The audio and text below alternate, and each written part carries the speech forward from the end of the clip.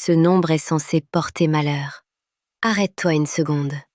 Et si c'était l'un des plus grands mensonges collectifs jamais répétés? Vendredi 13, regard nerveux, tension dans le corps. Mais vérité simple, le 13 n'est pas maudit. Il est béni.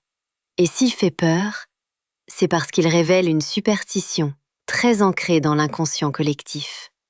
Face au 13, le corps réagit avant la pensée. Légère angoisse, nœud dans l'estomac, malaise diffus, peur sans raison claire.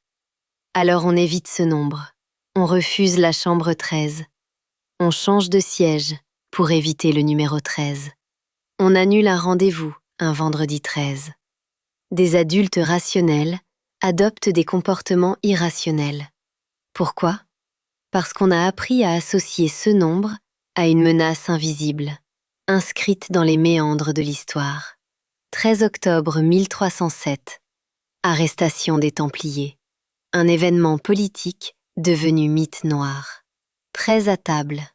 Signe de mauvais augure. Apollo 13. Mission dite maudite, mais en réalité, un retour miraculeux, une unité humaine totale. On a pris des histoires et on les a projetées sur un nombre. La Torah dit exactement l'inverse. En hébreu, Ehad signifie unité, valeur numérique, 13. Ahava signifie amour, valeur numérique, 13. Ce n'est pas symbolique, c'est la structure de la création cosmique. 13 plus 13 égale 26. Le nom divin, Yav-Va, la signature même de la création. Le 13 ne parle pas de peur, il parle d'unité et d'amour, de Dieu. Parce que Dieu annule la séparation, parce qu'il dissout l'illusion, parce qu'il rappelle que tout est un. Le 13 ne détruit pas, il réunit. Il ne porte pas la mort, il élève. C'est pour ça qu'on l'a diabolisé. Le 13 n'est donc pas qu'un nombre, c'est une fréquence, une vibration céleste. Pour l'activer, ne le crains plus. Reconnais-le. Quand le 13 apparaît, rappelle-toi. Unité plutôt que division. Amour plutôt que peur. Chaque fois que tu choisis de réunir plutôt que séparer, tu actives le 13. Le monde a fui le 13 par ignorance.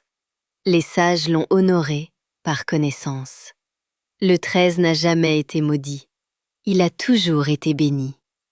Ehad 13, Ahava 13, Yav, Dieu, 26. Et si la Torah cachait des secrets que personne ne vous a encore révélés, des mystères anciens et des clés pour traverser le chaos de notre monde actuel?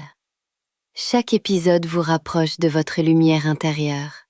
Abonnez-vous à Merveilles de la Torah et activez la cloche pour explorer ces secrets avec nous, un épisode à la fois.